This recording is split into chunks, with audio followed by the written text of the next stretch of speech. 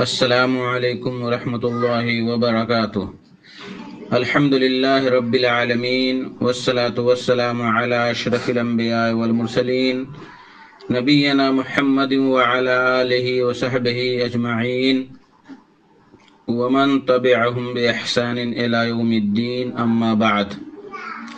میرے دوستو، بزرگوں، اسلامی بھائیوں اور بہنوں، ساتھیوں، سامعین و سامعات کرام، آج 23 ذی الحجہ 1441 ہجری، 14 اگست 2020 عیسوی، 30 گتے ساون 2077 بکرمی، جمعہ کا دن، میں محمد مستقیم مدنی آپ لوگوں کی خدمت میں صدائے حق کا پروگرام لے کر حاضر ہو گیا ہوں، جو روزانہ آپ 1:30 بجے سے 2:15 بجے تک انشاءاللہ تبارک و تعالی سماعت فرماتے آ رہے ہیں اور سماعت کرتے رہیں گے۔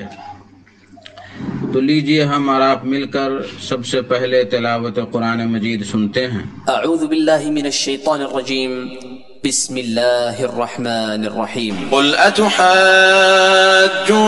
فی اللہ وهو ربنا وربکم ولنا اعمالنا ولکم اعمالکم ونحن له مخلصون۔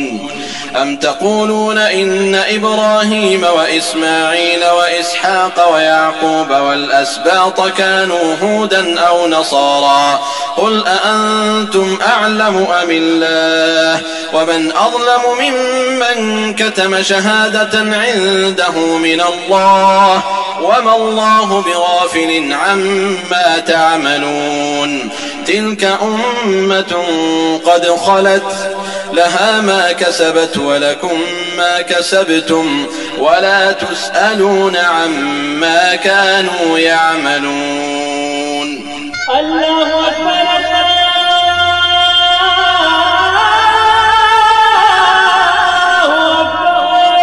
بعدہ جمیل اختر شفیق تیمی کی آواز میں ایک نظم سماعت فرمائیں، جس کا بول ہے: کتنی عجیب تر ہے انسان کی زندگانی، کتنی عجیب تر ہے انسان کی زندگانی، دنیا کی زندگی کو سمجھا ہے جاویدانی۔ کتنی عجیب تر ہے انسان کی زندگانی، کتنی عجیب تر ہے، کتنی عجیب تر ہے انسان کی زندگانی، کتنی عجیب تر ہے انسان کی زندگانی، دنیا کی زندگی کو سمجھا ہے جاویدانی، کتنی عجیب تر ہے۔ کیا دور بچپن کا پیری ہو یا جوانی، کیا دور بچپن کا پیری ہو یا جوانی، پانی کا بلبلا ہے انسان کی زندگانی، کتنی عجیب تر ہے انسان کی زندگانی، کتنی عجیب تر ہے۔ اپنی خوشی نہ آئے، اپنی رضا نہ جائے، جو آئے آت جائے، جو جائے پھر نہ آئے، اپنی خوشی نہ آئے، اپنی رضا نہ جائے، جو آئے آت جائے، جو جائے پھر نہ آئے، یہ حال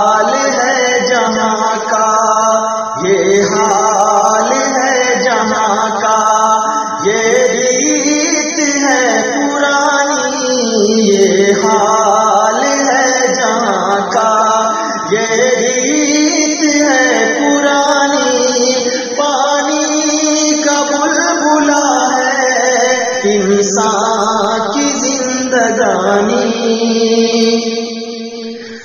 یہ بات ہے حقیقت کچھ بھی نہیں فسانا جو کر رہا ہوں اس پر شاہد ہے خود زمانہ یہ بات ہے حقیقت کچھ بھی نہیں فسانا جو کر رہا ہوں اس پر شاہد ہے خود زمانہ خود گوش ہوش سن لو ماحول کی زبانی خود گوش ہوش سن لو ماحول کی زبانی پانی کا بلبلا ہے انسان کی زندگانی شہزاد اور قارون فرعون اور حامان نمرود جیسا ظالم لقمان جیسا ذیشان ملی خاک میں نزاکت ملی خاک میں نزاکت گئی ساری لنترانی ملی خاک میں نزاکت گئی ساری لنترانی پانی کا بلبلا ہے انسان کی زندگانی نہیں رو دب دبا ہے نہیں دہشت ہلاکو ہوئے گم جہاں سے آخر چونگے جیسے ڈاکو ہوئی خاک سب پہ غالب ہوئی خاک سب پہ غالب گئی ساری گلفشانی ہوئی خاک سب پہ غالب گئی ساری گلفشانی پانی کا بلبلا ہے انسان کی زندگانی کتنی عجیب تر ہے انسان کی زندگانی دنیا کی زندگی کو سمجھا ہے جاودانی کتنی عجیب تر ہے اللہ اکبر اللہ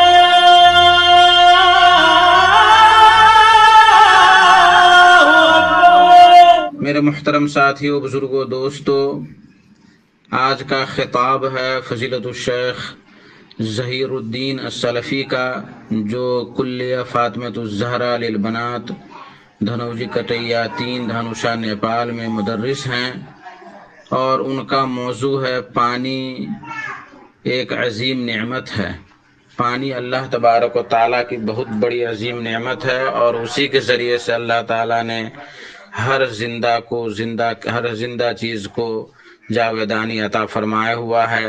تو ہمیں پانی کی حفاظت کیسے کرنی چاہیے اور کیسے اس کا استعمال کرنا چاہیے، اس ضمن میں فضیلت الشیخ آپ سے خطاب فرمائیں گے، تو لیجئے ان سے ان کا خطاب سماعت فرمائیں۔ ظہیر الدین سلفی، پانی ایک عظیم نعمت۔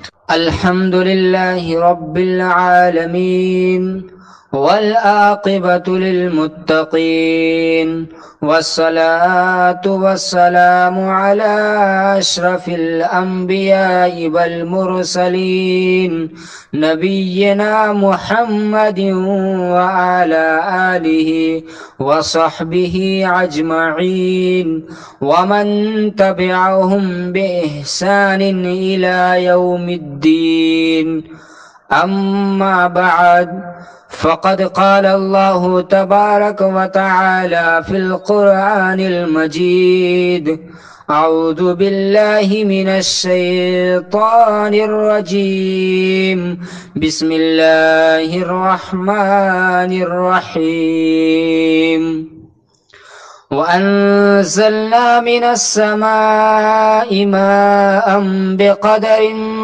فأسكناه في الأرض وإنا على ذهاب به لقادرون۔ محترم سامعین کرام، پروگرام صدائے حق کے اس نشست میں آپ حضرات کا استقبال ہے۔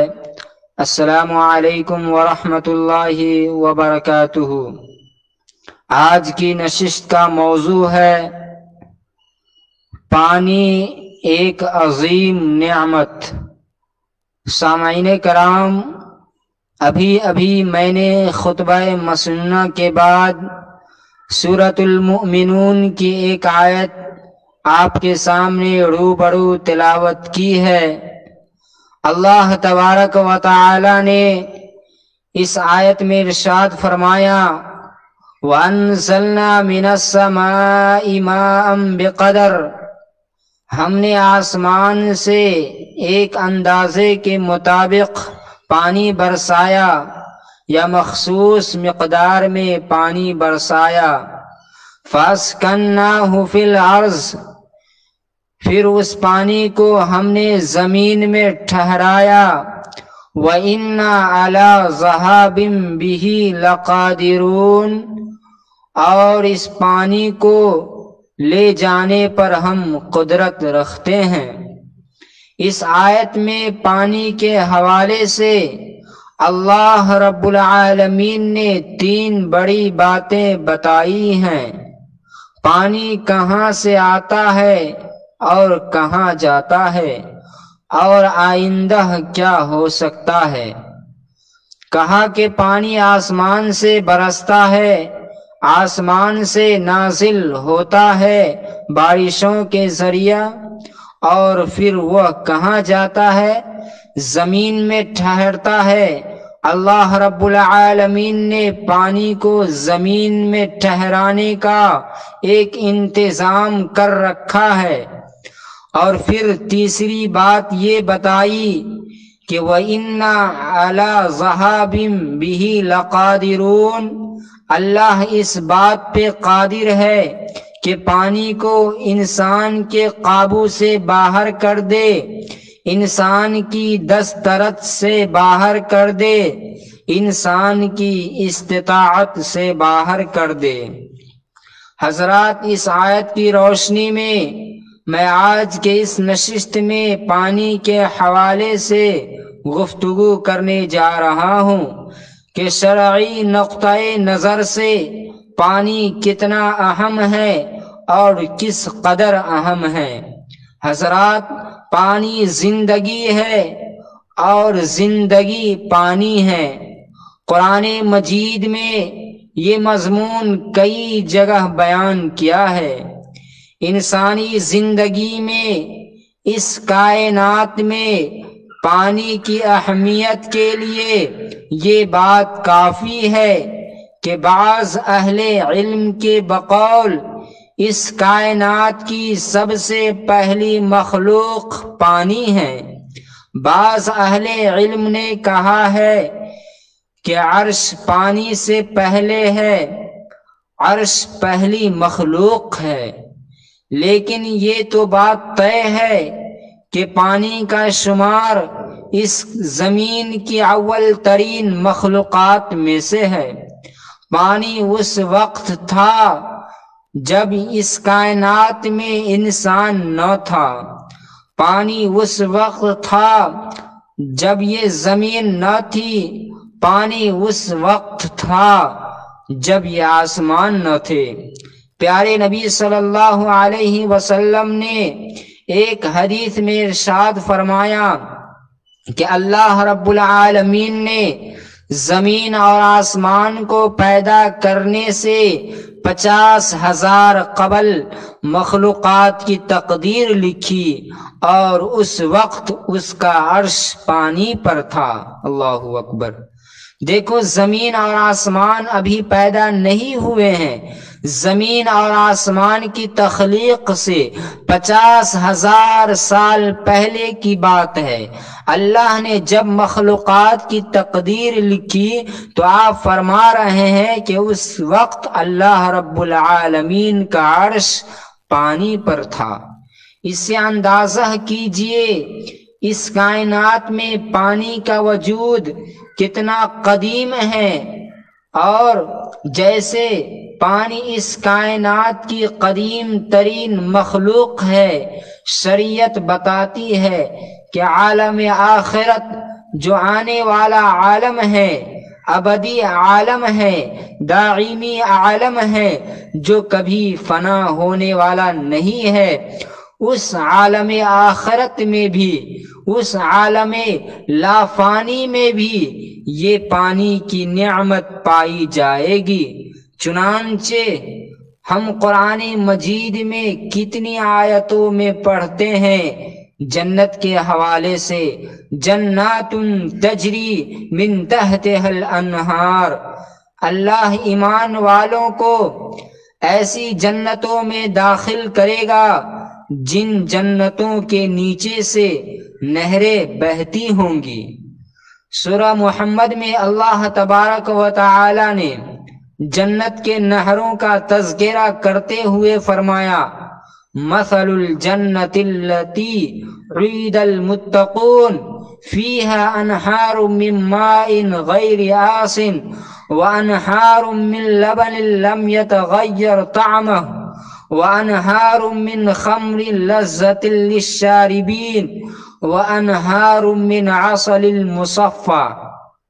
کہا کہ جنت میں پانی کی نہریں ہوں گی، جنت میں دودھ کی نہریں ہوں گی، جنت میں شہد کی نہریں ہوں گی، جنت میں شراب کی نہریں ہوں گی۔ تو دیکھو پانی کتنی عظیم نعمت ہے۔ قرآن مجید کا مطالعہ جب ہم کرتے ہیں تو قرآن مجید میں ہم دیکھتے ہیں کہ اللہ تعالیٰ کے جتنے پیغمبر گزرے ہیں، رسول گزرے ہیں، انبیاء علیہم السلام میں سے کئی پیغمبر ایسے ہیں کہ ان کی زندگی کے اہم واقعات کا پانی سے رشتہ رہا ہے، پانی سے تعلق رہا ہے، پانی سے ربط رہا ہے۔ کتنے پیغمبر ایسے ہیں، حضرت نوح علیہ السلام سے شروع کیجئے۔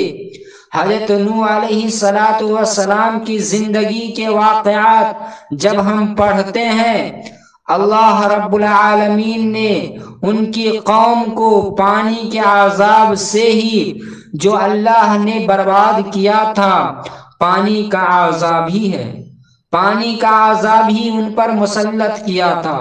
قوم نوح پر ان کے کفر کی وجہ سے، ان کے شرک کی وجہ سے، ان کی ناشکری کی وجہ سے، ان کی سرکشی کی وجہ سے پانی کا عذاب آیا، اور اس قوم پہ انسانی تاریخ کا سب سے عظیم سیلاب، سب سے بڑا طوفان، جس طوفان کی موجیں پہاڑوں جیسی تھی، قرآن مجید کے الفاظ میں فی موج کالجبال، ایسی موجیں تھی جو پہاڑوں سے باتیں کرنے والی، پہاڑوں سے بلند موجیں۔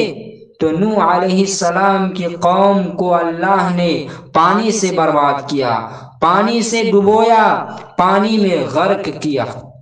حضرت یونس علیہ السلام کو دیکھیے، جب وہ اپنی قوم سے ناراض ہو کر حکم الہی کا انتظار کیے بغیر نکل گئے اور کشتی میں سوار ہوئے، کشتی ڈاون ڈول ہونے لگی، قرآن اندازی ہوئی، یونس علیہ السلام کا نام نکلا، چنانچہ یونس علیہ السلام کو پانی میں بہا دیا گیا، سمندر میں بہا دیے گئے۔ اللہ کو ان کی حفاظت منظور تھی، مچھلی نے نگل لیا اور مچھلی کے پیٹ میں وہ رہے۔ لا الہ الا انت سبحانک انی کنت من الظالمین کا ورد کرتے رہو۔ تو یونس علیہ السلام کی زندگی میں بھی دیکھیے پانی کا کتنا بڑا سابقہ ہے، پانی سے کتنا بڑا رشتہ ہے۔ حضرت یوسف علیہ السلام کو دیکھیے، بھائیوں نے گھر سے جدا کیا، باپ سے جدا کیا، لے جا کے کنویں میں ڈالا، کنویں میں پھینک دیا، اسی کنویں سے وہ اٹھائے گئے اور اسی کنویں سے وہ نکالے گئے اور بازار مصر میں بیچے گئے۔ حضرات اتنا ہی نہیں، حضرت موسیٰ علیہ السلام کو دیکھیے، حضرت موسیٰ علیہ السلام کی ولادت ہوئی اور ایک ایسے ماحول میں ہوئی کہ فرعون کی پولیس ڈھونڈ رہی تھی کہ بنو اسرائیل کے گھرانوں میں کوئی بچہ ہو، خبر ملے ماؤں کے آنکھوں کے سامنے وہ بچے قتل کر دیے جاتے تھے۔ ایسے پرآشوب حالات میں موسیٰ علیہ السلام کی ولادت ہوتی ہے۔ موسیٰ علیہ السلام کی ماں کو اپنے بچے کی فکر دامن گیر ہوتی ہے تو رب العالمین نے ان کی جانب الہام کیا، وَأَوْحَيْنَا إِلَىٰ أُمِّ مُوسَىٰ أَنْ أَرْضِعِيهِ فَإِذَا خِفْتِ عَلَيْهِ وَأَلْقِيهِ فِي الْيَمَّ وَلَا تَخَافِي وَلَا تَحْزَنِي۔ کہا کہ اے ام موسیٰ، اپنے بچے کو، اپنے لاڈلے کو دودھ پلاتے رہو، اور جب تمہیں خطرہ محسوس ہو اپنے بچے پر فرعون کی پولیس کی جانب سے، اس بچے کو صندوق میں رکھ کے پانی میں بہا دینا، دریا میں بہا دینا۔ حکم الہی سے حضرت موسیٰ علیہ السلام کی ماں نے اپنے لاڈلے کو صندوق میں رکھا، پانی میں رکھا، پانی میں بہا دیا، دریا میں بہا دیا، اور اپنی بیٹی موسیٰ علیہ السلام کی بہن سے کہا قصیہ، یہ صندوق جیسے جیسے پانی میں جاتا ہے کنارے سے تم اس صندوق کو فالو کرتے رہو اور دیکھتے رہو کہ یہ صندوق کہاں جا رہا ہے۔ تو دیکھیے انبیاء علیہم السلام کی زندگی کے کتنے واقعات ہیں جن کا رشتہ سے پانی سے ہے، جن کا ربط پانی سے رہا ہے۔ وہ حضرت مریم رضی اللہ عنہا جب درد زہ میں تھی، حضرت عیسیٰ علیہ السلام کی معجزانہ طور پر ولادت ہونے والی تھی، بنا نکاح کے، بنا شوہر کے حضرت عیسیٰ علیہ السلام کی ولادت ہونے والی تھی، اور حضرت مریم درد زہ سے تڑپ رہی تھی، ڈیلیوری کا جو درد ہوتا ہے اس سے پریشان تھی، اور اس سے زیادہ یہ سوچ کے پریشان تھی کہ بنا شوہر کے، بنا نکاح کے مجھے اولاد ہو رہی ہے، دنیا کیا کہے گی، دنیا کیا الزام دے گی۔ اس وقت اللہ کے حکم سے حضرت جبرائیل امین نے حضرت مریم کو آ کر یہ تسلی دی کہ مریم غم نہ کرنا، قد جعل ربک تحتک سریا، یہ دیکھو اللہ نے تمہارے قدموں تلے پانی کا ایک چشمہ بہا دیا ہے، یہ پانی پیتی رہو، اور یہ کھجور کا درخت ہے، کھجوریں کھاتی رہو، فکلی واشربی وقرری عینا، کھاتی رہو، پیتی رہو اور مطمئن رہو۔ حضرات آپ نے دیکھا قرآن مجید کا یہ مستقل مضمون ہے، انبیاء علیہم السلام کی زندگی کے کئی واقعات ایسے ہیں جن کا رشتہ اور جن کا تعلق پانی سے جڑتا ہے۔ محترم سامعین کرام، پانی زندگی ہے، پانی کے بغیر زندگی کا تصور نہیں کیا جا سکتا۔ پانی پر زندگی کا دار و مدار ہے، وہ چاہے انسانی زندگی ہو، وہ چاہے پرندوں کی زندگی ہو، وہ حیوانات کی زندگی ہو، وہ چاہے جانوروں کی زندگی ہو، جہاں بھی حیات کا عنصر باقی ہے، جس چیز میں بھی زندگی ہے اس کے لیے پانی ضروری ہے۔ اللہ نے کہا وَجَعَلْنَا مِنَ الْمَاءِ كُلَّ شَيْءٍ حَيٍّ، ہر زندہ مخلوق ہم نے پانی سے بنائی ہے۔ ہر زندہ مخلوق کی تخلیق میں پانی کا عنصر ضرور شامل ہے، اور اس کے پیدا ہونے کے بعد اس کی زندگی کا انحصار اور دار و مدار بھی پانی پر ہے۔ اللہ رب العالمین نے کیسا انتظام کیا ہے۔ اونٹ کو دیکھیے، اونٹ ایک ایسا جانور ہے جو صحراؤں میں جیتا ہے۔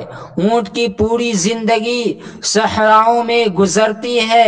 اونٹ کو جب پانی ملتا ہے، اور اونٹ صرف پیتا ہی نہیں ہے، اللہ نے اس کے جسم کے اندر قدرتی طور پہ ایک کوارٹر ٹینک رکھا ہے۔ وہ پانی پی کر اپنی پیاس بھی بجھاتا ہے اور پانی اسٹور بھی کر لیتا ہے، اپنا وہ ٹینک بھر لیتا ہے۔ پانی کے بغیر زندگی نہیں، پانی زندگی ہے۔ پانی کے بغیر زندگی کا تصور نہیں کیا جا سکتا ہے۔ اور حضرات، پانی کی ایک اور صفت یہ بھی ہے کہ پانی زحمت بھی ہے، پانی رحمت بھی ہے۔ پانی رحمت بھی ہے، زحمت بھی ہے۔ اور یہ رحمت کب بنتا ہے؟ جب ضرورت کی مقدار میں ہو تو رحمت ہے، اور ضرورت سے کم ہو تو زحمت ہے۔ پانی اگر ضرورت سے کم ہو جائے اسی کو بولتے ہیں قحط سالی، اور اگر پانی ضرورت سے بڑھ جائے تو اسی کو کہتے ہیں سیلاب اور طوفان۔ قحط سالی بھی مصیبت ہے، سیلاب بھی مصیبت ہے۔ وہی پانی رحمت بنتا ہے جو ضرورت کی مقدار میں ہو۔ اس تصور کو لے کر قرآن مجید کی اس تعبیر پہ غور کیجئے، وَأَنزَلْنَا مِنَ السَّمَاءِ مَاءً بِقَدَرٍ۔ اللہ اکبر۔ ہم نے آسمان سے پانی برسایا مخصوص مقدار میں۔ یہ بے قدر کتنا معنی رکھتا ہے، یہ بے قدر کتنی اہم تعبیر ہے۔ ہم نے آسمان سے مخصوص مقدار میں پانی برسایا۔ انسانوں کی ضرورت مقدار میں رب العالمین جہاں جس علاقے میں جتنی ضرورت ہو رب العالمین پانی برساتا ہے۔ ہاں، کسی علاقے کو وہ عذاب سے دوچار کرنا چاہتا ہے، وہاں یا تو پانی بڑھا دیتا ہے یا تو پانی وہاں گھٹا دیتا ہے۔ اور پھر اللہ رب العالمین کی قدرت کا یہ نظام بھی دیکھیے، یہ سسٹم بھی دیکھیے۔ پانی برسانے کے بعد اس پانی کو ٹھہرانے کا جو انتظام اللہ نے کر رکھا ہے، یہ بھی ہمیں دعوت فکر دینے والی چیز ہے۔ رب العالمین کی تدبیر اور اس کی ربوبیت میں دلالت کرنے والی چیز ہے۔ پانی کو اللہ نے کہا فَأَسْكَنَّاهُ فِي الْأَرْضِ، ہم نے آسمان سے پانی برساتے ہیں اور پھر ہم اس سے زمین میں ٹھہراتے ہیں۔ زمین میں کیسے ٹھہراتے ہیں؟ رب العالمین کنووں کی شکل میں، تالابوں کی شکل میں، ندیوں کی شکل میں، نالوں کی شکل میں، نہروں کی شکل میں آسمان سے برسا ہوا پانی ٹھہرتا ہے، اور انسان سیراب کیے جاتے ہیں، جانور سیراب کیے جاتے ہیں۔ زمین کے اوپر بھی بہت سارے نہریں بہتی ہیں، اور زمین کے اوپر بہنے والی نہروں سے بھی زیادہ اہم نہریں وہ ہیں جو زمین کے اندر گہرائی میں پائی جاتی ہے۔ ہمارے کنووں میں پانی کہاں سے آتا ہے؟ ہمارے تالابوں میں پانی کہاں سے آتا ہے؟ زمین کی گہرائی میں جو نہریں بہ رہی ہے۔ اللہ نے کہا امن جعل الارض قرارا وجعل خلالها انہارا، کون ہے جس نے زمین کو جائے قرار بنایا؟ وہ کون سی طاقت ہے جس نے زمین کو اس قابل بنایا کہ یہاں مخلوقات بس سکے، رہ سکے، زندگی گزار سکے؟ وَجَعَلَ خِلَالَهَا أَنْهَارًا، اور کون ہے جس نے زمین کے اندر نہریں بہائی ہیں؟ کون ہے جس نے زمین کے اندر نہریں جاری کی ہیں؟ اللہ اکبر، سینکڑوں فٹ کھدائی ہوتی ہے اور دیکھتے ہیں کہ صاف و شفاف پانی، ٹھنڈا پانی، میٹھے پانی کی نہریں جاری ہیں۔ یہ رب العالمین کی انتظامات ہے اور یہ رب العالمین کا نظم ہے تاکہ پانی انسان کو مل سکے۔ اور قرآن چیلنج کے انداز میں انسانوں سے کہتا ہے، سورۃ الحجر میں اللہ فرماتا ہے وَأَرْسَلْنَا الرِّيَاحَ لَوَاقِحَ فَأَنزَلْنَا مِنَ السَّمَاءِ مَاءً فَأَسْقَيْنَاكُمُوهُ وَمَا أَنْتُمْ لَهُ بِخَازِنِينَ۔ اے لوگو، ہم نے ہوائیں بھیجی جو بادلوں کو اٹھائے پھرتی ہے اور انہی بادلوں سے ہم پانی برساتے ہیں، پانی برسا کر تمہیں پلاتے ہیں۔ وما انتم لہو بخازنین، اے انسانوں، تمہارے اندر کہاں سے طاقت ہے کہ اس پانی کو اسٹور کر سکو؟ تمہارے اندر اتنی ہمت ہی نہیں ہے، تمہارے اندر اتنی طاقت ہی نہیں ہے کہ تم اس پانی کو اسٹور کر سکو۔ یہ رب العالمین کی قدرت ہے، یہ اس کا انتظامات ہے کہ اس نے پانی کو زمین کے اندر اسٹور کر رکھنے کا ایک نظام بنا رکھا ہے۔ حضرات، قرآن مجید ہمیں اور آپ کو ایک چیز سے متنبع کرتا ہے، ایک چیز سے آگاہ کرتا ہے۔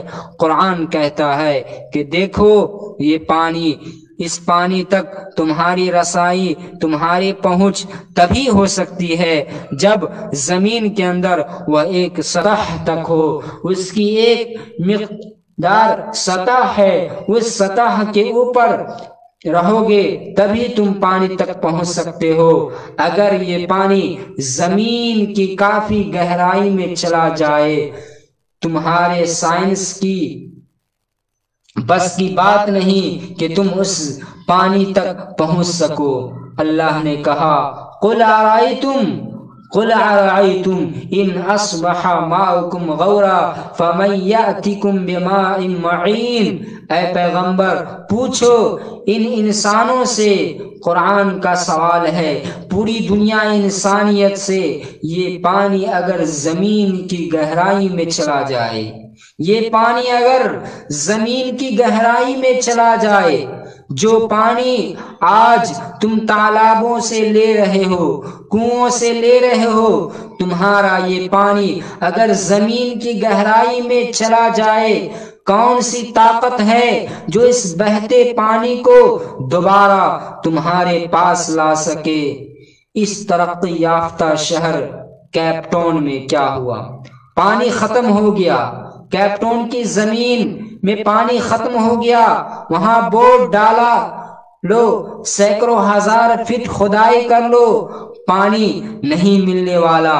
دنیا نے دیکھا، اللہ اکبر، بس ایک پانی اس شہر سے ختم ہوا، دیکھتے ہی دیکھتے سارا شہر ویران ہو گیا، بلڈنگیں کھڑی ہوئی ہیں، بنگلے کھڑے ہوئے ہیں، مارکیٹ بنے ہوئے ہیں، سڑکیں سجی ہوئی ہیں، پھر بھی سارا شہر ویران ہے، سارا شہر ویران ہے۔ رب العالمین نے اس لیے کہ اس شہر سے پانی کی نعمت کو چھین لیا ہے، پانی کی نعمت کو چھین لیا ہے۔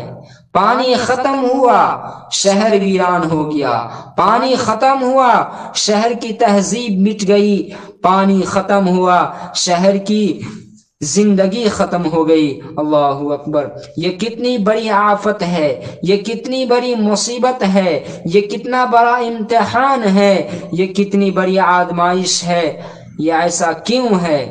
ایک بات یاد رکھیے، پانی کا تعلق انسان کی عملی زندگی سے ہے، بڑا گہرا تعلق ہے انسان کی عملی زندگی سے۔ پانی جب ایک نعمت ہے تو انسان جب اللہ کا مطیع و فرما بردار بن کر زندگی گزارے، اسی کی چوکھٹ پہ اپنا سر جھکائے، اسی کی عبادت کرے، اس کا شکر گزار بنے، اس کے اوامر کو بجا لائے، اس کے نواہی سے بچتا رہے، اللہ پانی سے سیراب کرتا ہے۔ ایسے شہروں کو، ایسے آبادیوں کو، ایسے انسانوں کو جو شکر گزار بن کے جیتے ہیں، اور جو انسان ناشکری کرتے ہیں اللہ رب العالمین انہیں جن صورتوں میں عذاب دیتا ہے ان میں سے ایک شکل یہ بھی ہے کہ اللہ ان سے پانی کی نعمت کو چھین لیتا ہے۔ اللہ کے نبی صلی اللہ علیہ وسلم نے ایک حدیث میں فرمایا وَلَوْلَا الْبَهَائِمُ لَمْ يُمْطَرُوا، انسانوں تمہارے گناہ ایسے ہیں، تمہاری شرکسیاں ایسے ہیں، تمہاری اللہ کی شان میں گستاخیاں ایسی ہے کہ آسمان سے ایک قطرہ بارش نہ ہو، آسمان سے ایک قطرہ بارش کا حق نہیں رکھتے ہو تم۔ اگر اس زمین پہ جاندار نہ ہوتے، جانور نہ ہوتے، چوپائے نہ ہوتے تو آسمان سے کبھی تم پہ بارشیں نہ ہوتی۔ وَلَمْ يَمْنَعُوا الزَّكَاةَ أَمْوَالِهِمْ إِلَّا مُنِعُوا الْقَطْرَ مِنَ السَّمَاءِ وَلَوْلَا الْبَهَائِمُ لَمْ تُمْطِرُوا۔ آپ صلی اللہ علیہ وسلم نے فرمایا جس معاشرے کے مالدار، جس معاشرے کے امیر اپنی مال کی زکوٰۃ نہ نکالے، اللہ اس معاشرے کو پانی کے ذریعے عذاب دیتا ہے، ان سے بارشوں کو روک لیتا ہے، ان پر قحط سالی کو مسلط کر دیتا ہے۔ اسی لیے حضرات قرآن کہتا ہے پانی چاہتے ہو، پانی کی نعمت چاہتے ہو، اپنے گناہوں کا احساس کرو، اپنے گنہگار ہونے کا اعتراف کرو اور اعتراف کر کے کثرت سے استغفار کرو۔ قرآن مجید کی کتنی آیتوں میں استغفار کے بعد بارشوں کا ذکر ہے۔ فَقُلْتُ اسْتَغْفِرُوا رَبَّكُمْ إِنَّهُ كَانَ غَفَّارًا يُرْسِلِ السَّمَاءَ عَلَيْكُمْ مِدْرَارًا۔ نوح علیہ السلام نے اپنی قوم کو نصیحت کرتے ہوئے کہا استغفار کرو، اپنے رب سے استغفار کرو، استغفار کرو گے تو کیا ہوگا؟ یرسل السماء علیکم مدرارا، وہ آسمان سے تم پر موسلادھار بارشیں بھیجے گا۔ پتہ چلا کہ بارش کا اور پانی کا انسان کی عملی زندگی سے بہت گہرا ربط ہے اور بہت بڑا رشتہ ہے۔ انسان سدھرا رہے پانی سے نوازا جائے گا، انسان اگر سدھر جائے تو اللہ پانی سے نوازے گا، اگر انسان بگڑ جائے تو اللہ پانی سے محروم کرتے انسان کو عذاب دے گا۔ یہی وجہ ہے کہ جب بارشیں نہ ہوں، قحط سالی ہو، پیارے نبی صلی اللہ علیہ وسلم نے ہمیں تعلیم دی ہے کہ فوراً اپنے گناہوں کا احساس کر کے جاؤ، صلاۃ الاستسقاء پر ہو، عاجزی کے عالم میں جاؤ، انکساری کے عالم میں جاؤ، سادہ لباس پہن کے جاؤ، میدانوں میں جا کے اجتماعی شکل میں اللہ کے سامنے گر گراؤ، اور تب اللہ رب العالمین تمہارے گناہوں کو معاف کر کے آسمان سے موسلادھار بارشیں برسائے گا۔ پتہ چلا کہ پانی کا تعلق انسان کی عملی زندگی سے بہت گہرا تعلق ہے۔ محترم سامعین کرام، پانی کے حوالے سے شریعت ہمیں اور آپ کو کچھ بنیادی تعلیمات دیتی ہے۔ ہمیں اور آپ کو ان تعلیمات کو مد نظر رکھنا چاہیے۔ سب سے پہلی بات یہ ہے کہ جب پانی زندگی ہے، زندگی کا انحصار پانی پر ہے، پانی کا دار و مدار، زندگی کا دار و مدار پانی پر ہے، تو شریعت کی تعلیم یہ ہے کہ پانی کا بیچنا منع ہے، پانی کو نہ بیچا جائے کیونکہ وہ زندگی ہے۔ دیکھیے اللہ کا قانون ہے، جن چیزوں پر انسان کی زندگی کا دار و مدار ہے ان چیزوں کو اللہ نے اسی قدر آسان اور سستا کیا ہے۔ ہوا ہے، ہوا کو دیکھیے، ہوا کے بغیر انسان جی نہیں سکتا، اس لیے اللہ نے ہوا کو مفت میں رکھی ہے۔ اس زمین میں جہاں بھی جاؤ تمہیں ہوا ملے گی، خریدنے کی کوئی ضرورت نہیں ہے، ہوا مفت میں ملے گی۔ ہوا کے بعد زندگی میں سب سے زیادہ ضرورت پانی کی ہوتی ہے تو یہ ضرورت بغیر کسی قیمت کی ملنی چاہیے۔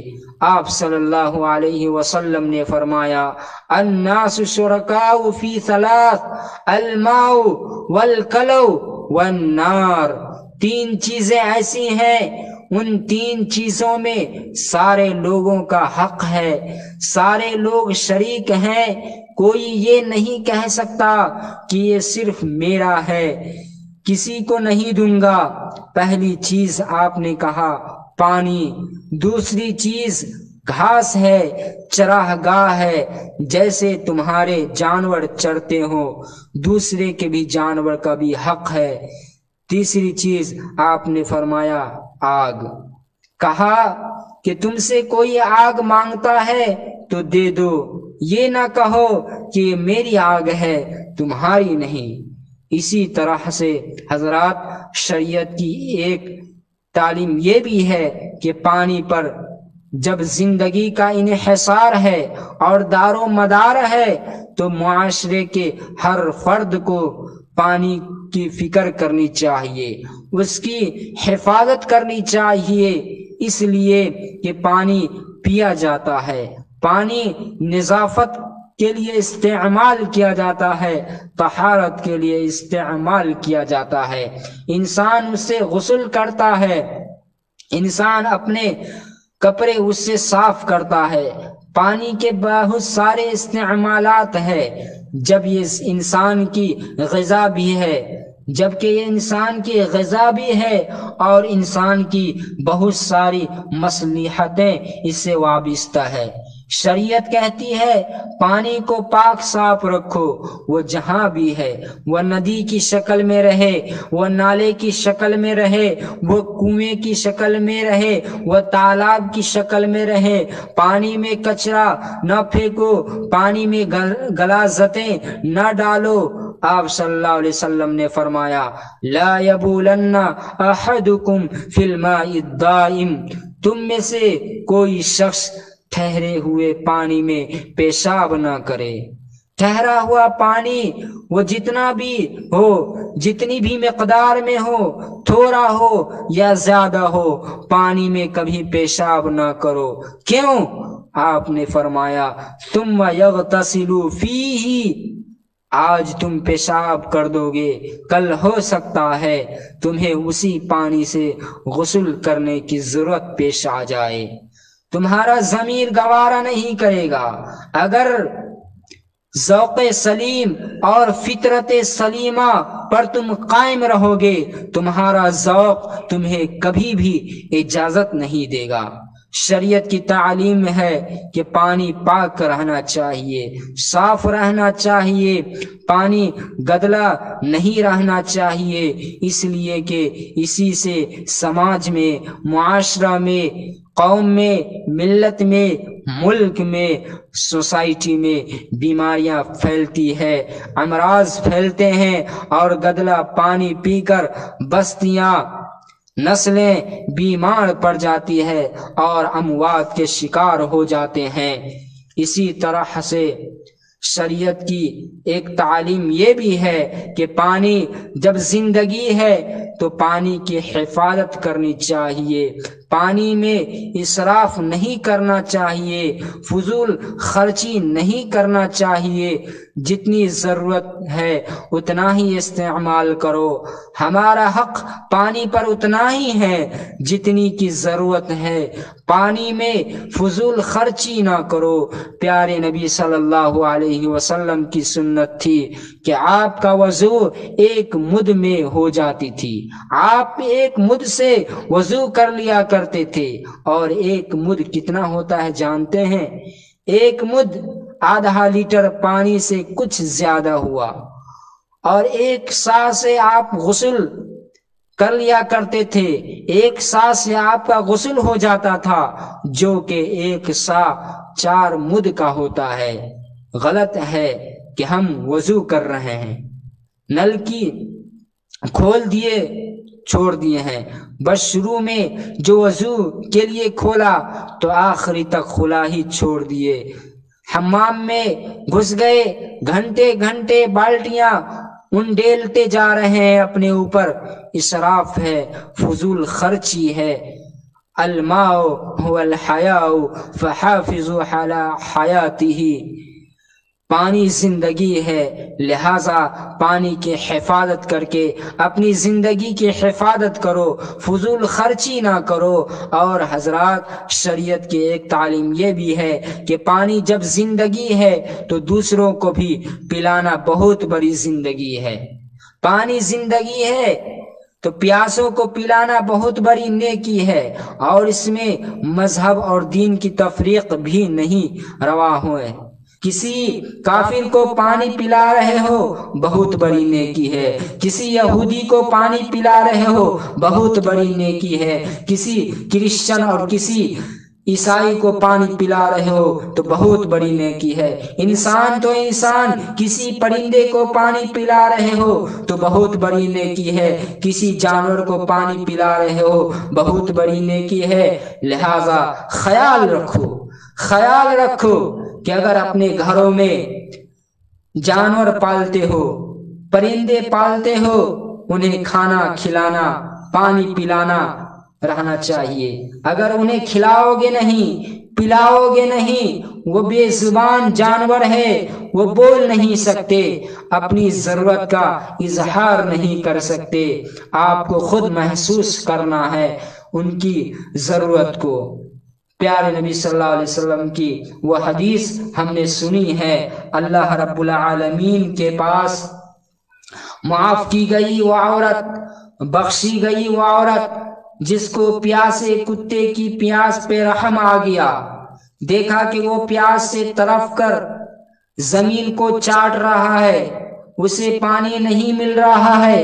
ایک بدکار عورت، فاحشہ عورت، فاسقہ عورت، زانیہ عورت، جب اس نے اس کتے پہ رحم کھایا اور اس نے اپنی اوڑھنی نکالی اور کنویں سے پانی نکالا اور لا کر اس پیاسے تڑپتے ہوئے کتے کو سیراب کر دیا، اللہ رب العالمین نے اس بدکار عورت کی اس عمل کی قدر کرتے ہوئے، اس نیکی کی قدر کرتے ہوئے اس کے گناہوں کو معاف کر کے اس کا نام جنتیوں کے فہرست میں لکھ دیا۔